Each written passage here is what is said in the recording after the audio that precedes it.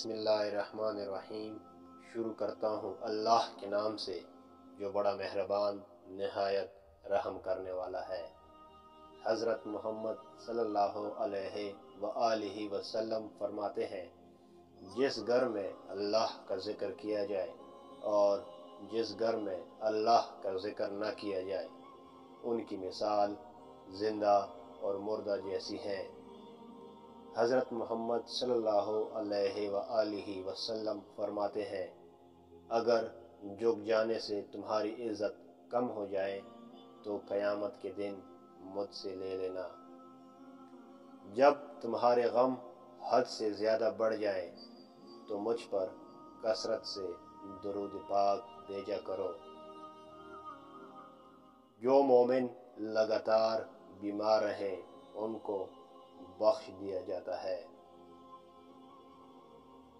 तुम में सबसे ज़्यादा सच्चे ख्वाब देखने वाला वो है जो तुम में सबसे ज़्यादा सच्ची बात कहने वाला हो।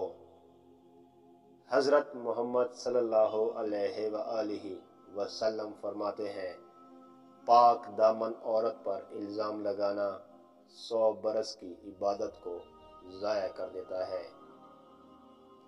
मुसलमान मर्द के पास इस्लाम के बाद सबसे कीमती चीज़ उसकी बीवी है।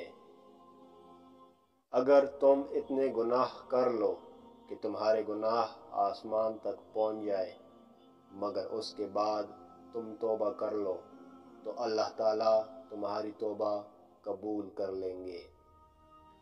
जो शख्स नजूमी के पास आया और उससे कोई सवाल पूछा, उसकी 40 दिन रात की नमाजें कबूल नहीं की जाती। नेक और बुलंद मर्तबा वाले लोग अपनी बीवियों की इज़्ज़त करते हैं और पस्त ज़हनियत और नीच लोग उनकी तौहीन करते हैं। ताकतवर वो नहीं जो लोगों को किश्ती में बिछाड़ दे, हकीकी ताकतवर वो है जो गुस्से के वक्त अपने आप पर काबू पाए। 4 चीज़ें जब तुम्हें मिल जाएं तो दुनिया की किसी चीज़ के ना मिलने पर अफसोस न करना। पहला, अमानत की पासदारी करना। दूसरा, गुफ्तगू में सच बोलना। तीसरा, अहसन इखलाक। चौथा, हलाल और पाकीज़ा रोज़ी।